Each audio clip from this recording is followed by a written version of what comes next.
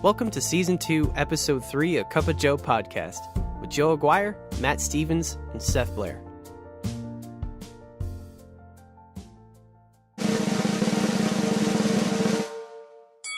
All right, it's time to take a look at the week in review, and we're just a couple of minutes away from a pretty huge meeting between President Donald Trump and President Vladimir Putin of Russia.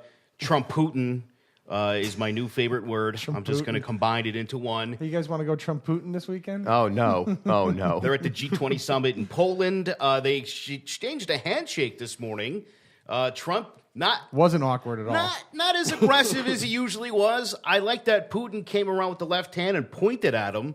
Hey guy. You, yeah, buddy. nice to see you, buddy. Haven't seen you in a minute. President in Poland got a pretty warm reception. He gave a pretty good speech. Was talking to our NATO allies. Poland being a very important one. When Poland joined NATO, that very much upset Russia, which had had a hand in Poland's politics for many years. The president finally reaffirmed our support of Article 5 of NATO, which he refused to do earlier. That's an attack on any NATO country is an attack on every NATO country, which means we would come to their defense. It was something that they were very concerned about. Here is the president talking from Poland. In fact, people are shocked, but billions and billions of dollars more coming in from countries that, in my opinion, would not have been paying so quickly. To those who would criticize our tough stance, I would point out the United States has demonstrated, not merely with words, with its actions, that we stand firmly behind Article 5, the mutual defense commitment. So that's good. That's something. Well, again, it's something he refused to do when he was in Germany with Angela Merkel last month, which led to her saying basically NATO and Europe need to sort of... We can't depend on America. Which, I mean, she never said that in so many words, but that's basically what she was saying. Now, while he did reaffirm support of Article 5, thankfully, he also pointed out, and I don't think that this is necessarily true, but that billions of dollars are now pouring into NATO from the countries who weren't paying the full amount, which isn't actually how it works.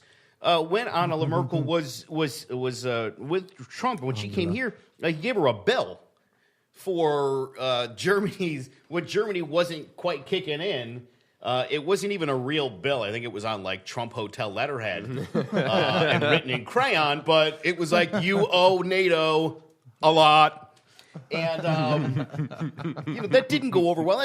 Germany, it's so weird to say this, obviously with World War I and II in mind, but it's one of our closest allies. Now. We've right? So I hear people talk about Russia. Why can't we be friends with Russia? If you listen to the last podcast, you know why. Those are not good people. Those are people who meddled in our elections. James Clapper was talking about it. They're actually looking to step up their game. In your role, that Russia was emboldened by its success in interfering in the U.S. Election. Do you believe that's what we're seeing here now with this stepped-up espionage? I do, Jim. And again, I don't have any official access to classified information, but this certainly fits the standard Russian pattern, which comports with their behavior going back decades. And they do want to, I'm sure, repair the loss by virtue of the 35 intelligence operatives that were expelled by the Obama administration, and that just their general push, they're going to stretch the envelope as far as they can to collect information. And I think largely to, if I could use the military phrase, prep the battlefield for 2018 elections. Prepping, you think, putting themselves in position for further attacks? I think they're here to reconnoiter and collect as much as they possibly can on the United States and whom they consider as their prime adversary. Well, there you have it. I mean, we are their prime adversary. That's the way they're looking at it. That's why they're stepping up their game. I even suggested that perhaps this election wasn't the first time. I'm still wondering about the midterms of 2014 and what role they may have played in that election. And we don't even know that yet because they're still investigating.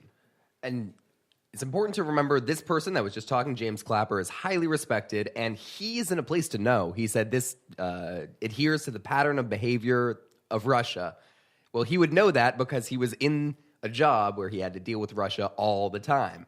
So this isn't just some guy on TV talking. This is a former director of national intelligence. This is real. 17 agencies. It's not fake. 17 agencies have confirmed that the Russians meddled in our election. I've said this before. I'll say this again. I think at this point, it's a foregone conclusion that the Russians meddled in our election. Everybody knows it at this point. 17 intelligence agencies of the United States have reviewed and have all come to the same conclusion. It's a conclusion that our president doesn't like, doesn't necessarily support, and even when he does support it, he doesn't really support it. Yeah, this was him being asked a question on the media in the G20, and he's side by side with a Polish leader, which got a little awkward. You have to imagine the two podiums side by side at this joint press conference, and here we are.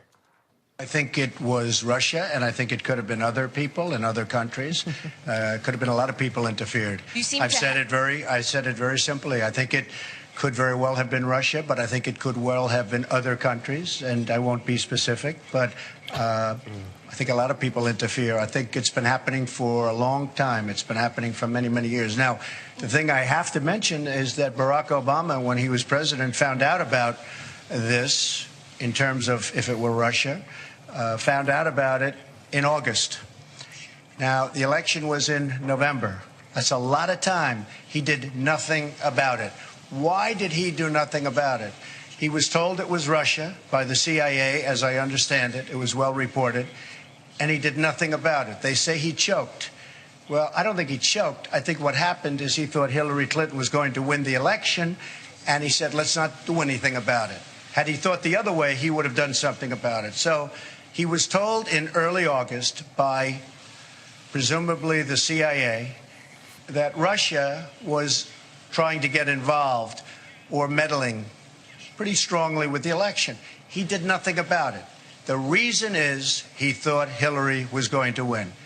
And if he thought I was going to win, he would have done plenty about it. So that's the real question, is why did he do nothing from August all the way to November 8th? Why did he do nothing? His people said he choked. I don't think he choked. So the follow-ups for you on that, Mr. President, you again say you think it was Russia. Your intelligence agencies have been far more definitive. They say it was Russia. Why won't you agree with them and say it was? Well, I'll tell you, let me just start off by saying I heard it was 17 agencies. I said, boy, that's a lot. Do we even have that many intelligence agencies, right? Let's check it. And we did some very heavy research. It turned out to be 3 or 4. It wasn't 17. And many of your compatriots had to change their reporting, and they had to apologize, and they had to correct. Now, with that being said, mistakes have been made. I agree. I think it was Russia, but I think it was probably other people and or countries, and I see nothing wrong with that statement. Nobody really knows. Nobody really knows for sure. I remember when I was sitting back listening about Iraq, weapons of mass destruction, how everybody was 100% sure that Iraq had weapons of mass destruction.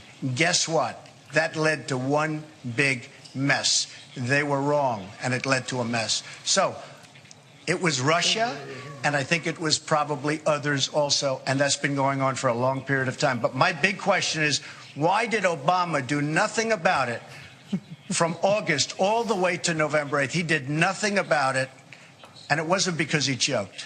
And before I get to President Dinner, you talk about being angry at President Obama, Mr. President. Thank you very much. About having anger. Thank you very much. We must go. Very briefly follow up, Mr. President. Thank you very much. Why haven't you shown that anger toward Moscow? First of all, he talks in giant circles. Yeah, what were we and then talking about? Recaps the sentence, and he did it twice. We got 2 recaps of the beginning of the sentence, in the middle, and then at the end. And there are 17 intelligence agencies, by the way. He thinks it was Russia, but he thinks it was other people too. What he doesn't understand is why Obama didn't do anything. It's probably because he thought Hillary was going to be elected. I mean, what is he talking about? Now, the truth behind that is Mitch McConnell, who is the Republican majority leader, And a turtle. He was the one who was brought in to the White House, and Obama told him what happened, that the Russians were meddling. And McConnell threatened to turn it into a partisan issue if the president were to come out and talk about it. And yes, I think there was a certain element that Obama thought Hillary was going to win, but he also didn't not do anything about it. I was looking at a picture earlier of Obama, who towers over Vladimir Putin, as does President Trump, and he was glaring in Putin's face, told Putin to knock it off, or there would be ramifications. Obviously, there were. We expelled 35 diplomats. We put more sanctions on that country. So to say Obama didn't do anything is not true. I do partially think, though, there's something to the Hillary aspect, that because he thought she was going to win, he didn't want to seem like he was getting involved, and I understand that. Obviously, it turned out to be a huge mistake. Well, what would have happened if he did get involved, if Trump was, going on to win the election and Obama got involved then? That would not look too good. Can I just go back here and just say, is every answer this guy have to do with the election? What are we going to do in 2-3 years when they're asking him questions? Is he still going to be invoking the election? To be fair, when President Bush left office and President Obama entered office, he spent the better part of the first 3 to 4 years blaming everything on President Bush. And I realize Bush had a lot to do with it, but I think that's pretty standard practice, that you just push everything off on the previous administration. In the case of Obama, President Bush never responded, which was nice. President Bush went to the ranch down in Crawford, Texas. Learned how to paint and said, He's a tremendous painter, by the way. If you've seen some of his pictures, they're phenomenal. Yeah, the one in with the tub when he painted. Anyway. I haven't seen that one. It's a cat. I haven't seen that one. I find it stunning that our president won't just say the words. And the scary thing is Vladimir Putin keeps insisting they had nothing to do with it. And so it's highly unlikely at their huge meeting, which really is going to happen at any moment, that he's probably not going to mention this to Vladimir Putin at all. He's going into his meeting with Russian President Vladimir Putin with absolutely no idea what he wants to talk about. He wants it to be a discussion. Now, Vladimir Putin does his research. Vladimir Putin knows what's going on. He's coming in with an agenda, and he is going to wring Donald's neck. That's what I'm afraid of. So they've spent some time, Vladimir Putin has, learning body language. Yes. And specifically, he's been studying Donald Trump's body language. It's part of KGB training, and of course, being a former operative, he has all this in the back of his head anyway. Meanwhile, President Trump has a couple of pages that he was reviewing about Vladimir Putin. So going into the meeting, I would say advantage Putin, which is a scary notion. And all right, I'll throw out the Terrible other side, movie. devil's advocate. Maybe they're setting expectations, and it's going to blow us away how prepared Donald Trump was. Just a huge meeting for everybody. Yeah, it's going to blow us away how prepared Donald Trump is, just like it always blows us away how Can prepared a guy hope? Donald Trump is. No, listen, I mean, if you're a Trump supporter, and I get it. Trumpeter. I get it. If you're a trumpeter, I like that word, you should be concerned about that, because he's... I thank you for showing me that painting. That is a painting of President Bush. It's not. I didn't make it up. I appreciate you researching that for us. That was Thanks, really that's huge. my contribution. Sorry, I didn't mean to. No, it's all good. But so Trump's going into this meeting with Putin today. He's not going to talk about Russian meddling. I don't know. I mean, they'll probably talk about Syria, but we're backing opposite sides in Syria. That's a problem. And it's not going to be one that gets resolved. And so you're hilarious. Going into this meeting, I feel like President Trump's at a huge disadvantage intellectually. That's just a general blanket statement. President Bush met with Vladimir Putin some years back. Ended up inviting Putin to his ranch in Crawford. What was Putin's position at that time? Was he same job? Oh, okay. Yeah, it was the first time he was the president. This is his second go round. I see. Yeah, then he was the prime minister for a little bit, just to sit it out for 4 years, only to come back. Yeah, he rotates. Because He's not a dumb man. democracy. So, again, I'm not sure what this meeting is going to be about, but President Bush said that he got a sense. He looked into Vladimir Putin's eyes, and he said he could see his soul. He was a good man. He was a man who cared deeply about his country. And President Bush would later say he wouldn't have invited Vladimir Putin to Russia if he didn't trust him. Of the icing. Now, I think everybody knows I'm a fan of President George W. Bush. I think he was a great guy. I think he got himself into some unfortunate situations. I think the Democrats had a lot to do with the economic problems we had in this country. I think both sides share the blame, but I think Democrats, even more so than Republicans, as you remember, if you were paying attention, President Bush was actually the one saying things need to be done about the subprime mortgages. But that could be a whole other podcast for a whole other day. Again, my concern is that, you might have seen yesterday President Trump tweeting about China not helping us with North Korea in the first quarter since President Trump asked China's president to help with North Korea. Trades increased between those two countries by 40%.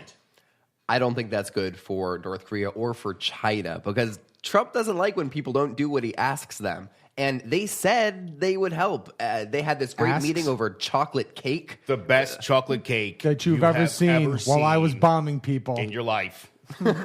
It's modern day let them eat cake, man.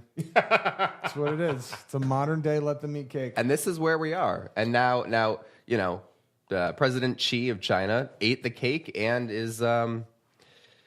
giving nothing in return, just continuing to trade with North Korea. I tried to make it a metaphor. It was on its way to being one. I decided I couldn't have the cake I needed to. The Trump tweet was because he thought they had bonded so well over that cake that he assumed he was going to get his way and that China was going to help to contain North Korea. Sort of like he bonded with Comey over that dinner. Yeah, I don't think he's very good at bonding with people. I think he walks away from some of these meetings and where people are sort of maybe dismissive of him, he's reading all different kinds of signs. You know what I mean? Like he doesn't, you know when you could read a situation and you're like, yeah, I'm going to head out of here. And people are like, no, stay. And you're like, nah, because I can tell. I got a sense I should go. Trump would sit there. That's never happened to me before. Trump would sit there all day. He would just not move. He wouldn't get it. He's the guy that this dude's never leaving, man. Yes. Yeah. Everyone wants him there, of course, in his eyes. That makes sense. In his mind, I think he sees things differently now. If you're worried about North Korea, you should be. They've got an intercontinental missile that can strike any part of the United States. Supposedly. I thought it was Alaska. Oh, no. Well, they're saying... You're saying they could hit the East They Coast? could hit here. They could hit here. These guys are going to press the button. To be clear, they have tested most recently this missile that worked to get to Alaska, but they have the technology, and it's widely agreed upon that within months they could really have something. Their program has accelerated greatly in the past I've been playing years. Fallout lately. You're really... It's going to prepare me for the coming nuclear war. James Woolsey was talking about the threat of North Korea. Wooing is not usually a very good tactic in international affairs, especially dealing with a tough customer like China. I think that it is also going to be a real disaster if the White House uses Twitter in the middle of a nuclear crisis. And we are headed, I'm afraid, toward the real possibility of a nuclear crisis. Say that one more time. I said we are headed, I'm afraid, toward having a real possibility of a nuclear crisis. It would be very much better if this had been dealt with when the North Koreans developed satellites and ballistic missiles and nuclear weapons 4 or 5 years ago. But we tried to, in the Bush II administration, we tried to buy them off with concessions and time, and they tried the same thing in the Obama administration. In both cases, the North Koreans lied and did what they wanted to do. And so you can't really trust a deal with the North Koreans at all. What you have to have is a deal with China that gets China working with you and puts real pressure on North Korea, particularly financial pressure. So, in other words, you're going to have to do better than the most beautiful piece of chocolate cake you've ever seen in your life if you want China on your side. I love how he says it would be bad if the White House used Twitter during a nuclear crisis. Yeah, the White House. I'm sure it's the White House we need to worry about tweeting, right? It's not the guy who's living in it. That's our former national security advisor, by the way, who's basically saying, prepare yourself for a war with North Korea. Now, again, yeah, he blamed both the Bush administration and the Obama administration. We were talking a little while ago. You hear Trump keeps talking about the red line. If you don't know what the red line is, President Obama had said if Bashar al-Assad of Syria used chemical weapons, that would be a red line and there would be a response. And Obama was bluffing. And he was like, hold my beer. Obama was bluffing. See, I was never a big fan of Obama, especially when it came to his diplomacy. A lot of the times, President Obama bluffed. And when he gets called out on his bluff, it's a problem because it's a bluff and there's no backup. But North Korea is a serious problem. And to expect China, who, like Russia, is, enemy 1A. These are countries that don't like us because we compete.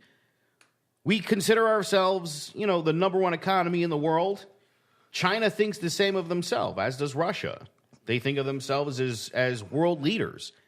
We're fighting for dominance across the globe with these two countries. They're not our friends. Again, North Korea is a problem. China could help there, and they're not. Syria and ISIS is a problem. Russia is backing the Assad government. So these are not our friends. And for anybody who thinks that we can patch these things up over cake or over a handshake and I'm not going to blame you. I'm not going to blame you for meddling in our elections because I won. Yeah. Oh, man. You're talking about a man, President Trump, who all throughout the election process talked about the election being rigged. And you know what? It was. And as it turned out, in his favor, it was for him. Right. And he's still talking to this day about how he won the election. I come from the mind, at least, that there are things that the U.S. can work on with China specifically, and also with Russia, around the edges to smooth things over and make somewhat of a partnership. Because these are three superpowers. We have to be realistic about this. No one of them is going to implode as much as we try with sanctions on Russia. They can also, mix everything around there. They've got a lot of power within their country. These are countries that I believe we need to be working with in order to help the global community. Things like the Paris Agreement, where those three countries and everyone else helped on the same side. Those kind of things around the edges, I think, actually could mend the relationship at least a little bit. Yeah, but we're certainly not friends. Nothing around the edges is going to be mended if these idiots push the button. There's not going to be anything to mend, man. There's going to be nothing but dust. And unfortunately, there's a few people now with a button and an unstable brain behind the button. Right, and all one of them has to do is one of them has to press the button, then all the buttons are pressed, and we're all dead. Exactly. That's it. Matt, thank you for I was just saying the other day, nuclear weapons are not like they were in World War II with Nagasaki and Hiroshima. Those were terrible things that happened, but it ended the war. But nukes aren't like that anymore. You drop one nuke, it's not like a couple hundred miles. It's thousands of miles. Everything is dead in thousands of miles. Thousands. You drop the bomb on the West Coast. This girl I was working with yesterday, she's like, well, thank God we're on the East Coast. I'm like, you think we won't be affected by that? Right. We're going to die of starvation and radiation poisoning. No, thank you. Sorry, that's my rant for the day. There's an online tool on that note called Nuke Map. It's called Trump. He's an online tool where you can click and drag to drop a bomb anywhere, basically, you want, and see exactly where it would be felt.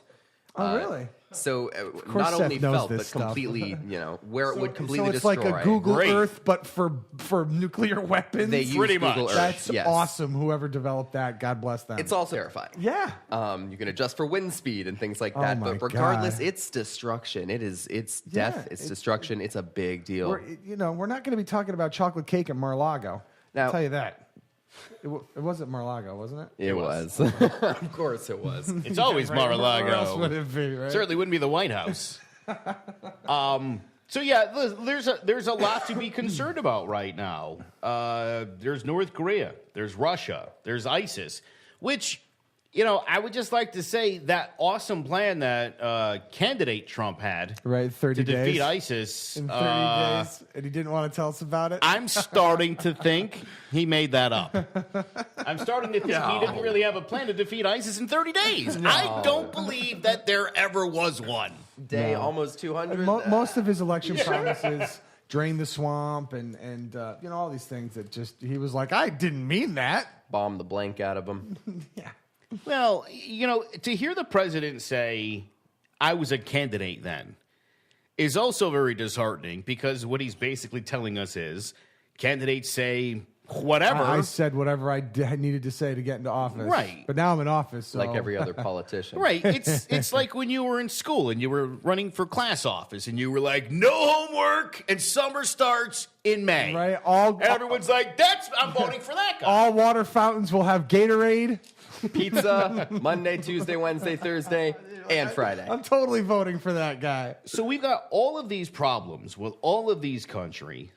We have still, we're losing jobs in this country. President Trump is at the G20 in Poland, and he's more focused on CNN. His ridiculous war with CNN, who he doesn't like because they're not treating him fairly. He doesn't like that. You mean they're reporting what's happening? Here's President Trump talking more nonsense about CNN. And if I may, I have to ask about this. Since you started the whole wrestling video thing, what are your thoughts about what has happened since then? I mean, CNN went after you and has threatened to expose the identity of a person they said was responsible for it. I'd like your thoughts on that. Yeah, I think what CNN did was unfortunate for them. As you know now, they have some pretty serious problems. They have been fake news for a long time. They've been covering me in a very, very dishonest way. Do you have that also, by the way, Mr. President? But CNN and others, I know others. NBC is equally as bad, despite the fact that I made them a fortune with The Apprentice, but they forgot that. But I will say that CNN has really taken it too seriously, and I think they've hurt themselves very badly, very, very badly. And what we want to see in the United States is honest, beautiful, free, but honest press. We want to see fair press. I think it's a very important thing. We don't want fake news. And by the way, not everybody is fake news, but we don't want fake news. Bad thing, very bad for our country. As far as North Korea is concerned, I don't know. We'll see what happens. I don't like to talk about what I have planned, but I have some pretty severe things that we're thinking about. That doesn't mean we're going to do them. I don't draw red lines. President Obama drew a red line, and I was the one that made it look a little bit better than it was, but that could have been done a lot sooner, and you wouldn't have had the same situation that you have right now in Syria. That was a big mistake. But I think we'll just take a look at what happens over the coming weeks and months with respect to North Korea. It's a shame that they're behaving this way, but they are behaving in a very, very dangerous manner, and something will have to be done about it. Thank you. Does he want free and honest press or fair press? Because those can be very different things. I do want to point out that we ended up talking about North Korea there, or Trump did, for some reason when being asked about, punching up CNN on his Twitter feed. I'm not sure how you guys. I don't know. Deflection. I'm not sure how you guys could be speaking right now, because my brain is just like fried from what I just heard. What is this guy talking about? Have you ever sat through a whole speech? I have. You'll feel drunk when you're done. I'm telling you, it's because it's a lot of words. Now look, it's a lot of words. Look, right. CNN, and there was a Twitter hashtag going around, CNN blackmail. Because CNN went to the person who posted the video, told him it wasn't cool. The guy had already taken it down and already gotten rid of his account. Cool. By the way, he wasn't 15 years old. That was reported by some far right wing. The 15-year-old was the one that Trump retweeted. Yeah, that was the 15-year-old. He could have been a fat guy in a in a little shirt. Who knows where? I like that he talked about the red line out of nowhere, and also that he doesn't like to share plans that he has. Yeah, I don't like to because talk we were 'cause he just doesn't asking have about any. the ISIS plan. I'm not going to tell you about it. Maybe he's already done it, and we don't even know about I mean, it yet. what I just heard was ISIS I'm doesn't gonna, exist. What he basically just said is I'm going to sit back and let's see what happens. And if Korea drops a nuke on us, then I guess I'll have to do something about that. But not until. I think he would have to blame someone else for it. Oh, and that's all he does. Deflection. Is blame everybody else for it. CNN didn't do anything wrong in this situation. CNN told the person, if you do that again, we're going to publish your name. I don't think that's blackmail. It's we're going to publicly humiliate you. I don't really see a problem with that. I don't see a They're problem. covering a news story at this point when you're threatening More an to the entire point, news. can we talk about Yeah. the whole I just made them so much money. I made NBC so much money with The Apprentice. Like, oh yeah, okay, you made us. Sorry, Donald. Then we won't talk about the truth. We'll just talk about what you want These us are to talk entirely about. separate enterprises. Can you too. imagine, like, there's a kidding me? news meeting at NBC, and they're like, Trump Russian things are real. Hey, wait a minute. Remember all that money he made us? Made us a lot of money with The Apprentice. We should just let this go. And We should just talk about Melania. this is what this guy expects, though. For him to have gone Right, to it's Comey called privilege, and been white like, "Hey, privilege." listen, I know Mike Flynn lied, misled the vice president as a foreign agent of the Turkish government. Can you just let it go? I mean, he's a good dude. You did make us a lot of money. Yeah, I mean, that is not how this works, and he just doesn't seem to get it. Now, there was a really great moment at the G20 summit in Poland. President Trump said some words. He was standing with the Polish president and his wife. And if you're listening to the podcast, you'll have to look it up on your own. Hopefully we can get the audio on this one, the video, Greg, of the Polish first lady dissing my man. Yeah. Dissing the Trumpster. He put his hand out for a was shake. awesome. And she sidestepped him and went over to Melania I mean, to throw some looking down. at it, did she? It seemed like she didn't. I don't think she was intentionally dissing him. She just went in for Melania. She didn't realize that he was sticking his hand The out. look on his face is, says to me priceless. he assumed he was so hurt by that. he assumed that he was getting dissed. Is my thought. Of course he did. But that was fantastic. Are you surprised? Anybody surprised that a woman didn't want to touch his little man hands? Yeah, I mean, that's just protecting. No, herself. what surprises me is that women support him. Again, we that can talk could be about why people support Trump too. that could be a There's podcast in and of itself. Why, I mean, why do women support Trump? It really, I truly don't know. could be. Also, this week, well, you know what? Getting back to the G20 in Poland. Yeah. As with every G20 meeting anywhere, G20. Since I remember. and even when it was the G6 or the G8, and there were less countries involved. Stop saying G. There's always been protesters, specifically anarchists, and they go yeah, there here we because go. they don't believe in government.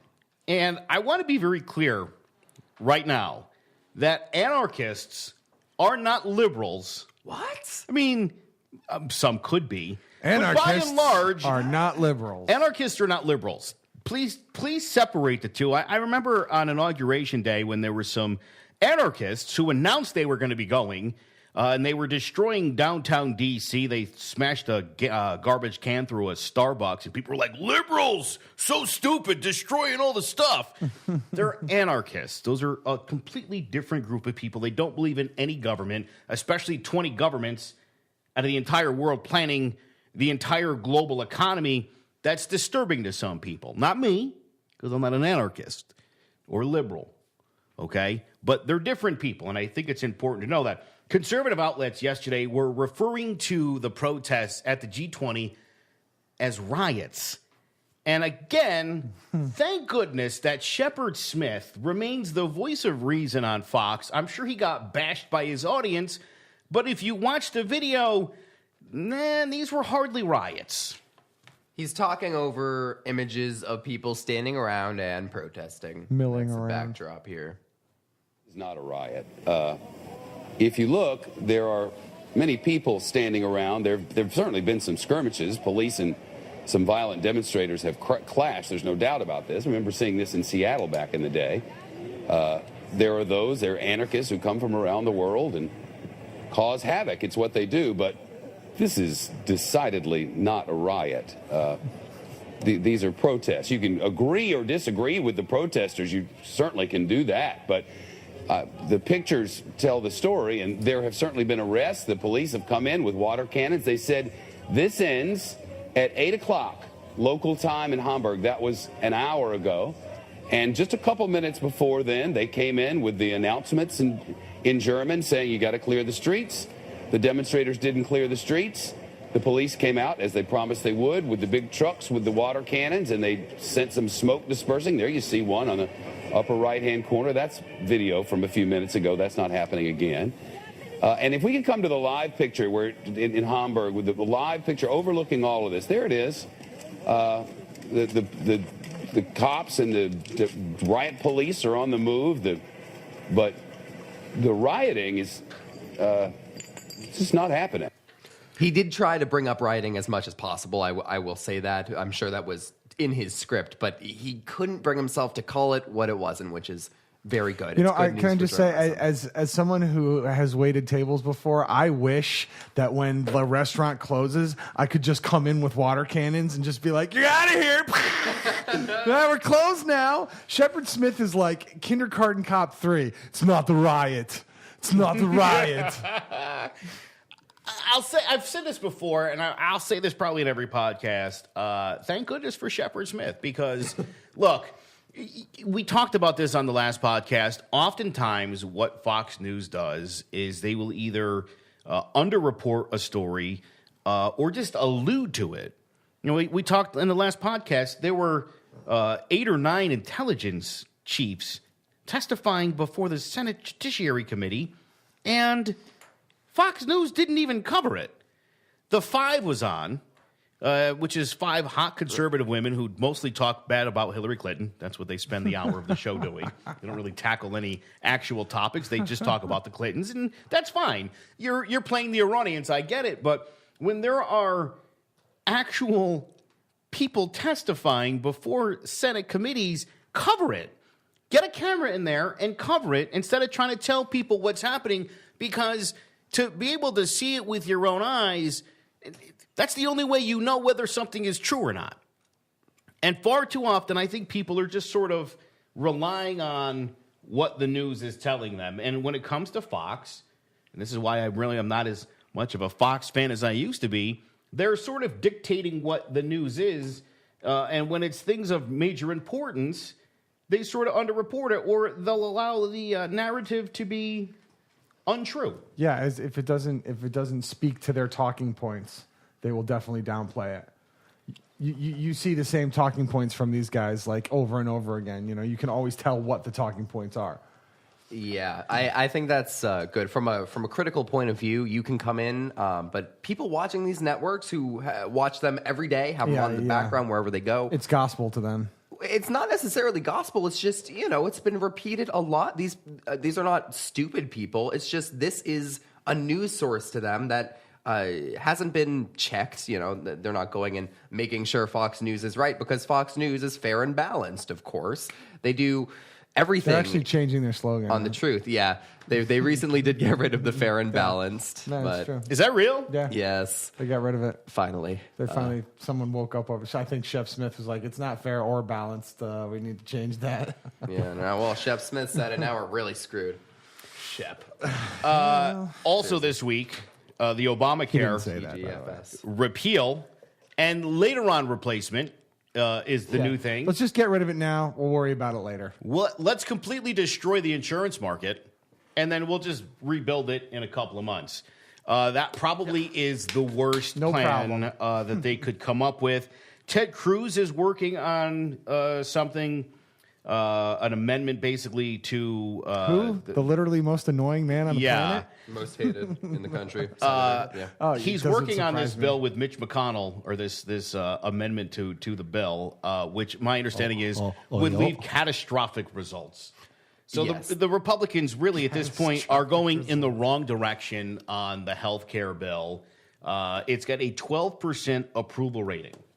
They're getting desperate. And when you legislate out of desperation without proper foresight and, budget scoring, all these tools that Congress people have available to without them. representation. That has nothing to do with anything. Sorry. I don't know why I said that. When these things, lost my train of thought. Sorry, when my these bad. things happen, though, they shouldn't be rushed. Is what I'm trying to say. Especially Mitch McConnell himself really did not want healthcare to be rushed when the Democrats had a shot of getting it done. Mitch McConnell is a very political person who knows the ins and outs of what he can and can't do in order to pass a law. It's just kind of creepy to the average person. I don't know. Interestingly enough, the Health and Human Services did a audit, basically, of Obamacare, and they found that many of the parts of Obamacare are working exactly as they were intended. What? And, yeah, this came from Tom Price's office, one of the biggest Obamacare haters. But this program is working, and the assessment from Health and Human Services is it can be fixed. I think it's time for the Republicans to seriously consider fixing Obamacare, funding it, straightening it out, call it Trump care, call it Republican care. I don't care what you call it, but if you can fix it and you can make sure 22, 23, or however many million people are going to get kicked off, or that basic services will be eliminated, or pre-existing conditions, you damn well better do it. Call it the McConnell Amendment. I've been pushing for the McConnell Amendment. He can put his name on it. Any Terrible one of them movie. can. If it fails, Trump doesn't have to take the blame for it. He still can take the credit for it if it goes well. But call it Obamacare with the McConnell Amendment did wonders. I think the shame of it is that, it's not about making sure that for these guys, it's not about making sure that Americans have health insurance. It's all politicized. It's all every move they make is a political move. And it's not about actually taking care of the American people. But the Republicans seem to think that in the upcoming elections of 2018, that things are going to go well for them. And that they see winning a supermajority. And just eradicating the Democratic Party altogether. I think if you look at this 12% support for this bill and the previous one from the House, which had a 15% approval rating, I can't even imagine what the Republicans are thinking right now when they go to these town hall meetings over the next couple of weeks. It's not going to be good, and I'm hoping that they'll come to their senses. Again, my reason for distancing myself from the Republican Party is because the platform has become a joke.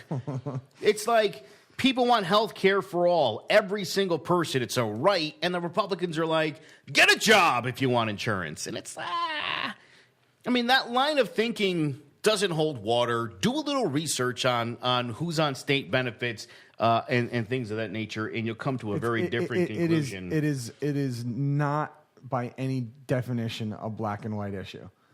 It is shades of gray all the way. And that's why you can't just have a blanket policy. And that's why Obamacare wasn't perfect. Obama himself named the law. Well, he didn't name the law, but it's named after him. He said it's not perfect. He said it needs to be fixed. That's the thing about legislation. It needs to be amended. I believe that's why the founding fathers set the government up like that, so you could do that. Yeah, fascinating. Wow, crazy. A couple of stories I just want to touch on before we wrap this up. Hobby Lobby paid a $3 million fine for importing cuneiform writing tablets and things from ancient Mesopotamia. The CEO of the company says it was a mistake. Heard about this at all. That they basically didn't realize what they were doing, yet somehow shipping labels were falsely filled out. It was a very... You don't accidentally import ancient artifacts. And I'm assuming they're buying these from ISIS, because I'm pretty sure that's who's been selling antiquities online for big money is ISIS. So thank you, Hobby Lobby, for all your douchebaggery. For supporting ISIS. We know where you stand. 19 attorney generals have sued Betsy DeVos over for-profit colleges. Yeah. It's an important story to watch. It's definitely an important story to watch. Does also, she know that that's happening? Probably not. If you have a student loan, some bad things are going to be happening Your protections will be gone. I'm done. And your ability to dictate how you repay that potentially gone. Again, all thanks to President Trump. And finally, the Trump Voting Commission has asked for information from 50 states. I guess a couple states still haven't even received their letters, but 44 states, including Connecticut and Secretary of State Denise Merrill, basically have told the Trump administration to stick it up their ass. That so many words. This commission was formed based on a false assertion that 3 to 5 million illegal aliens voted in the election. There has been zero proof. And that was one of the very first things President Trump promised us back in January, that within 3 weeks he was going to have evidence. Obviously, that has not come to fruition. They're looking for your Social Security number, Did I your say mother's evidence? maiden name. I meant I was going to go golfing. Who you voted for in previous elections. And a lot of these states have told President Trump absolutely not. If I may add to that, it's important to recognize how Trump's team actually really did micro-target voters based on exactly who they are and exactly what they wanted to see. So having all this data would be just really helpful. Yeah, no thanks. Terrifying. We're not interested. Yeah. All right, that's the Weekend Review. We'll try a little bit harder next week.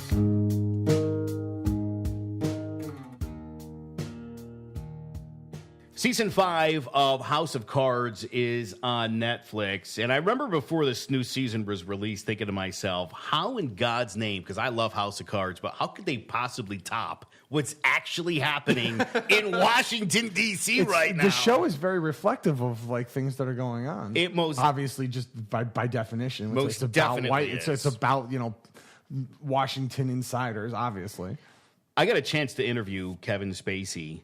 And I asked him about House of Cards and some insider info, and he threatened me as Frank Underwood. And it might be the greatest single moment of my broadcasting career. Jealous. I want Kevin Spacey to threaten me. Yeah. I don't.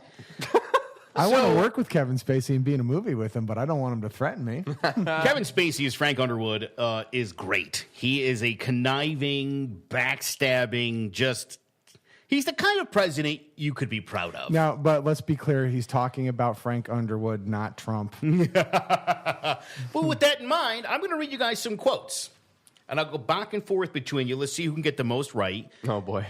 I'm going to read you a quote. You tell me, was it Frank Underwood or Donald Trump? Okay.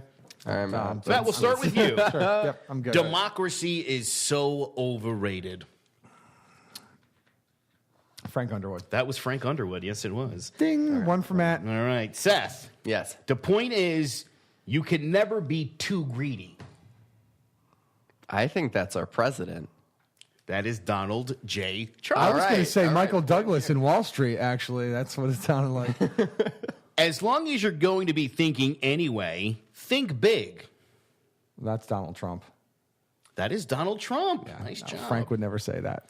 As long as you're going to be thinking. Over to you, Seth. I've always said that power is more important than money, but when it comes to elections, money gives power, a run for its money. That's too clever to be. That's Frank Underwood. That is Frank Underwood. Okay. Yeah. Yeah, you're right. That's way too clever for Trump. A lot of people don't like to win. They actually don't know how to win, and they don't like to win because deep down inside, they don't want to win. Frank Underwood or Donald Trump? I'm going to go with FU on this. That is Donald Trump. Wow, That's I knew. Wow. I didn't even know that one either. This country demands bold, persistent experimentation. It is common sense to make a method and try it, and if it fails, admit it frankly and try another. But above all, try something. Okay. So let me work through this out loud here. I'm trying not to do voices when I'm reading these. Yeah, I mean, if you can say it in a Southern accent, it was probably Frank Underwood. I'm gonna use say my it in a lifeline. New York there. accent. Was that Frank Underwood? That's Underwood. Okay. Yeah, 50-50. Can I call him It makes relative? me uncomfortable when I can't tell. The road to power is paved with hypocrisy and casualties. Frank Underwood. That's Frank Underwood. See, I knew you were trying to trick me. Oh, boy. One of the key problems today is that politics is such a disgrace. Good people don't go into government. Frank Underwood or Donald Trump? All right. I guess I'm going to go with Trump, too. That's Donald Trump? Don't let his accent fool you. It did, though. I didn't know. It's funny when you hear it in a different accent. Sometimes by losing a battle, you find a new way to win the war. Frank Underwood. I thought so, too. It's Donald Trump? Yes. Let me try this. I hate myself right now. Sometimes by losing a battle, you find a new way to win the war. I know that makes no sense, Right. but trust me, it works. Is that going to be his nuclear policy? Chocolate cake, North Korea. CNN. You know what? I have been very successful. Everybody loves me. That's Donald Trump. Donald Trump. Yeah, It's Donald Trump. It's Donald Trump. For those of us climbing to the top of the food chain, there can be no mercy. There was one rule: hunt or be hunted. That's Frank Underwood. That was definitely All the Frank day. Underwood. All the I remember way. that line. Friends make the worst enemies. Oh, Frank Underwood? Friends make the worst enemies. That's Frank That's Underwood? Frank Underwood. Maybe Donald Trump doesn't have any friends. That's why he would never say anything. My job is not to represent the world. My job is to represent the United States of America. It's got to be Donald Trump. You think so? Yeah. It was. Yeah, because he said, I wasn't elected to represent the people of Paris. I was elected to represent the people of Philadelphia. There's no better way to overpower a trickle of doubt than with a flood of naked truth. Frank Underwood? Absolutely. Frank Underwood. Absolutely. It was poetic Way almost. too- You know, way his too threats smart are for even Trump. poetic. Yeah. All right. Last question goes to Matt. Yep.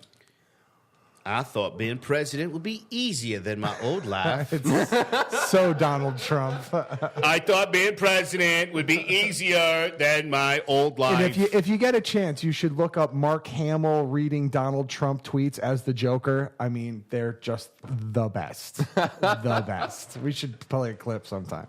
I don't know if you guys. Oh, I know you guys. I know this band. There's a band called Cattle Decapitation, and they just did a small little EP about all of Trump's quotes, but all in the the lovely death metal that they do. Oh yeah, I want to see that. I would also like to say using another quotes as lyrics? favorite fantastic. Frank Underwood quote of mine. I think his first season, the president says he's tired, he's going to take a nap, and Frank turns to the camera and says, "I've always disliked sleep. Like death, it puts even the most powerful men on their backs." Ooh, I like that. By the way, Seth, you're the winner. Yes!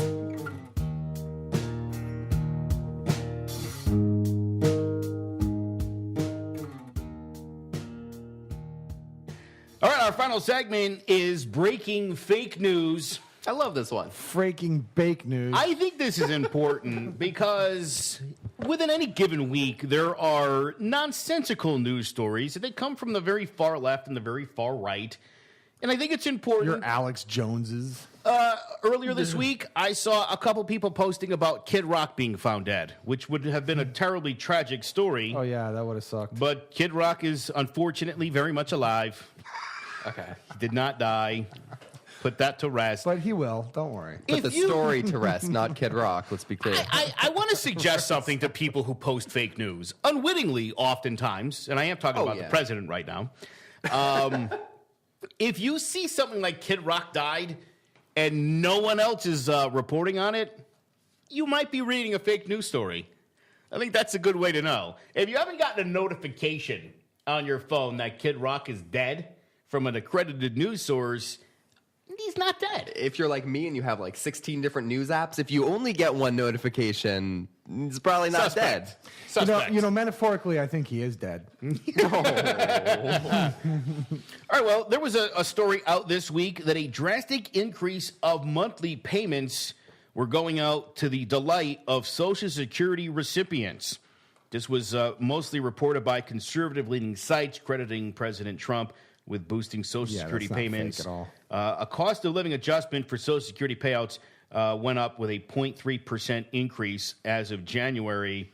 That was announced in October well before the president. Yeah, the was elderly elected. are making it rain, baby. Yeah, so 0.3%. woohoo! You know, you see things where people are like, "Oh, President Trump's bringing back all these jobs." Again, if you're only seeing it on, say, Breitbart, it might not be true.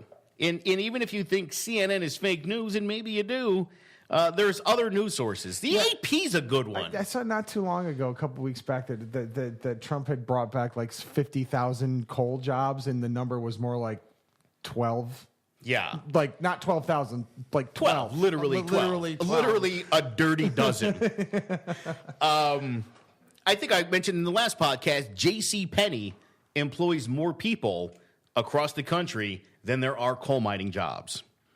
And that store is going out of business fast and furiously. And if you've been to a JCPenney lately, there's nobody working in the store. And yet still, I haven't. Still, It's cavernous. more than coal mining jobs. This was another those huge, Arizona jobs. Maybe another they should go and mine coal. JCPenney, never mind. another huge fake news story this week. Italian investigators confirm Obama used a fake birth certificate. This again. My Can you? I mean, God. Are you honestly, serious? this was based on Arizona Sheriff Joe Arpaio's conclusion that President Obama's Hawaiian birth certificate was a forgery. An Arizona sheriff decided that? The account. I thought you said it was Italian. This account had no supporting evidence of an Italian investigation, and they were basically misquoting Arpaio from 2012. So All right, if you gotcha. posted that on your Facebook page that they finally busted Obama, You might be a redneck. take it down. take it off your page now. And take yourself down a notch. too. Yeah. Yeah. Take yourself down. No, I'm leaving it up because it feels true. And Into that, too. And then there was this story about Vice President Mike Pence asking gay people. Oh, God. This can't You go don't even well. need to hear the rest of that sentence, do you? I don't believe there are any To- gay people, Joe. Did he wear a body Voluntarily- condom while he did this? to voluntarily quit their job so that we can avoid lawsuits against their God-fearing employers. You might not know this, but in the state of Indiana, you can be fired for being gay. Wow. You There's a lot can of be states. evicted in the state of Indiana from your apartment for being gay. Now, Wow. maybe you're not a big fan of gay people. That's okay.